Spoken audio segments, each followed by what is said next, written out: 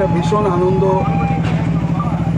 ঘন মুহূর্ত, আকাঙ্ক্ষা তাদের সাংস্কৃতিক চর্চা নাট্যানুশীলনের কর্মকে এগিয়ে নিয়ে যাচ্ছে। আজকে থেকে তাদের নতুন এক যাত্রা শুরু হলো। 100 দিন ব্যাপী তাদের এই কর্মশালা চলবে। বিভিন্ন রকমের সাংস্কৃতিক কর্মশালা, নাটক, আবৃত্তি, নৃত্য, একদম পরিপূর্ণ সাংস্কৃতিক অঙ্গনে যা যা বিষয়গুলো আমাদেরকে আনন্দিত করে, সমৃদ্ধ করে, আমাদের চেতনা, আমাদের শিক্ষাকে বাড়িয়ে নেয়, সেই উদ্যোগ ওরা আজকে থেকে শুরু করলো। এটা খুবই ভালো লাগায়। গোবরডাঙ্গার এটা একটা নতুন পালক সংযোজিত হলো। আমি আকাঙ্ক্ষার এই উদ্যোগকে সাধুবাদ জানাই এবং আশা প্রকাশ করি এদের এই কর্মধারাকে গোবরডাঙ্গার গণ্ডি পেরিয়ে জেলা তথা রাজ্যের এক বিশেষ জায়গায় ওরা পৌঁছতে পারবে।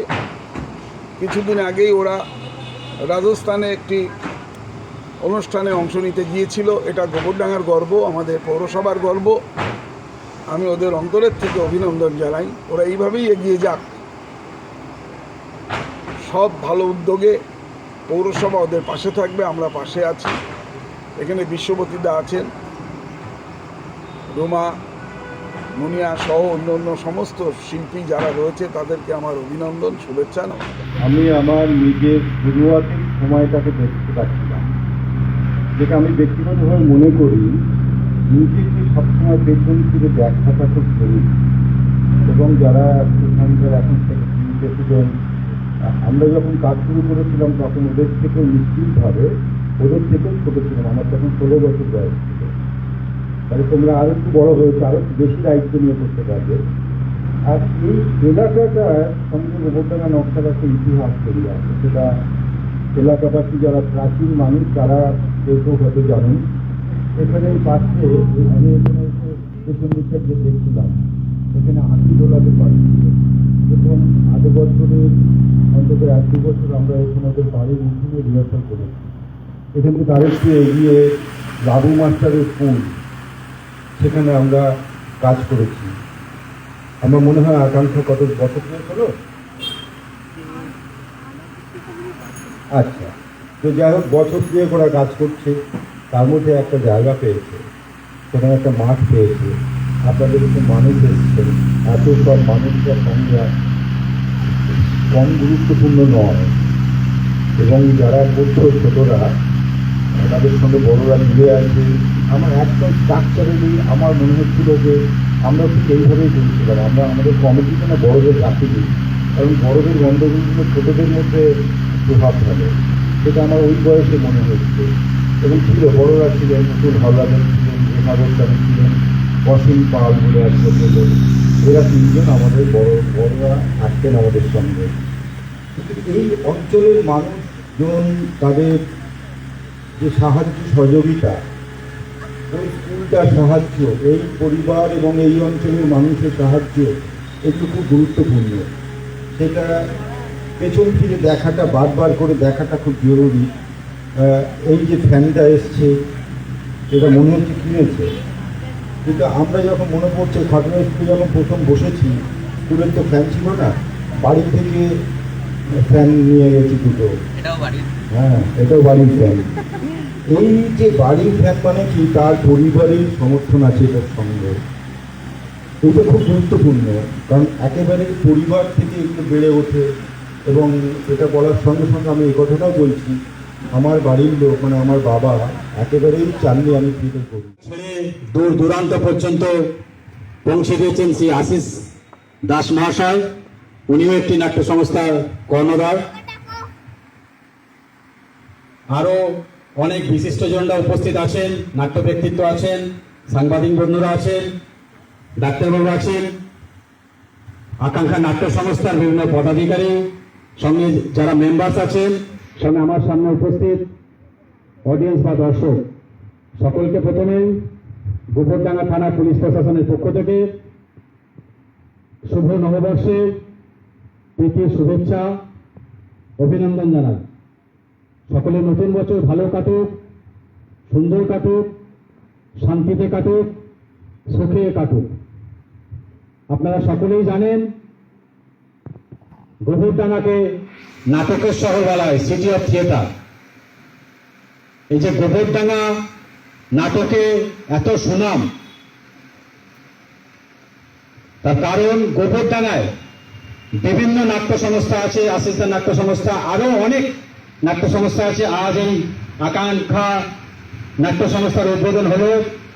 আশা করব গোবরডাঙ্গা আগে যারা নাটকে গোবরডাঙ্গাকে সারা দেশ তথা দেশের মধ্যে সেই সুনাম অর্জন করতে সাহায্য করেছেন, এগিয়ে এসেছেন, সেরকম আকাঙ্ক্ষা নাট্য সংস্থাও সেইভাবে এগিয়ে যাবে। গোবরডাঙ্গার সুনাম, গোবরডাঙ্গার ঐতিহ্য বজায় রাখবে। যে কাজকর্ম সেটা থাক তোমার কলেজে, স্কুলে, সব জায়গায়, কিন্তু তুমি এটাকেই পেশা নিয়ে এটা এগোনো যাবে না। তুমি একটা যেটা ট্র্যাডিশনালি যেরকম মানে আমার বাড়িতে মানে সবাই শিক্ষক, সবাই কলেজের অধ্যাপক শিক্ষক, এবং তুমিও সেই রকমই একটা কাজের মধ্যে দিয়ে এগিয়ে যাবে, এটাই আমি চাই। এবং এই সংঘাত নিয়েই আমার মানে সূচনা আর কি। তো সেই ঘাত প্রতিঘাত হতে হতে আলটিমেটলি আমি একটা চাকরিও জয়েন করলাম, স্কুলে জয়েন করলাম, স্কুল সার্ভিস যা হয় সবাই ঘরে ঘরে যা হচ্ছে তাই, এবং সেগুলো পেয়েও গেলাম। পেয়ে গিয়ে আমার মনে হলো, এবং 5 বছর আমি চাকরিও করেছিলাম স্কুলে, করে আমার মনে হলো এইটা আমাকে দম বন্ধ করে দিচ্ছে। মানে আমার যে মানসিকতা, মানে আমার যে ক্রিয়েটিভিটি, মানে আমার মনের মধ্যে যে নানান রকম জিনিস, এটা করবো, ওটা করবো, ওটা করবো, এখানে পড়াবো, ওখানে, এইগুলোকে আমাকে করতে দিচ্ছে না। একই জিনিস গতানুগতিক প্রতিদিন মানে আমি বিপর্যস্ত। আমি চাকরিটা ছেড়ে দিলাম, আর তারপরে যে ওই স্কুল সার্ভিস কমিশনের চাকরি, ওটাও ছেড়ে দিলাম। ছেড়ে দিয়ে কেন আমি জানি না, মানে ওটা মানে বাউন্ডলে একটা মন থাকে, সেরকমই একটা কিছু। তো এই করতে করতে আমার শ্বশুর বাড়ি পুনা, এবং আমি পুনাতে চলে গেলাম মহারাষ্ট্রতে। সেখানে গিয়ে মানে আমার একটি ওখানে ছোট্ট বাচ্চা, সেই একেবারেই কোলের বাচ্চা, কিন্তু আমি কাজ আর বন্ধ করতে পারি না। এই কোলে বাচ্চাকে নিয়েই তখনও মানে যেখানে পাচ্ছি, কোথায় গানের রিহার্সাল দিতে যাচ্ছি, কোথাও নাচের রিহার্সাল দিতে যাচ্ছি, কোলে নিয়েই তাকে নিয়ে আমি ডাইরেকশনের কাজও করেছি, প্রচুর এই সমস্তই করছি। করতে করতে যখন আলটিমেটলি আমার একটা সময় আবার আমাকে আমার কলকাতাতে ফিরে আসতে হলো, আমার নিজের জায়গায়। সেখানে এসে আমার প্রথম ওই যাকে বলে প্রফেশনাল পেশাদারি থিয়েটার, জানি না কতটা থিয়েটারটা পেশাদারি বলতে পারবো না, যাই হোক যেটা তথাকথিত পেশাদারি থিয়েটার, সেটা আমার ওই পুনা থেকে কলকাতায় আসার পর শুরু। কাছে পুরুষ বন্দি ঘোরায় 12 মাস, সখী গো আমার মন ভালা না, সখী গো আমার মন ভালা না। কালার সাথে পীড়িত কইরা, কালার সাথে পীড়িত কইরা সুখ পাইলাম না, সখী গো আমার মন ভালা না, সখী গো আমার মন ভালা না।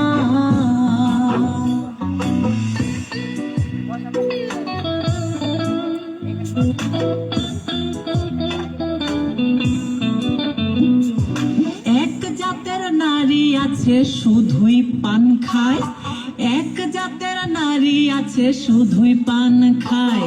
আরে এই বাড়ির কথা লইয়া ওই বাড়িতে লাগায়, সখী গো আমার মন ভালা না।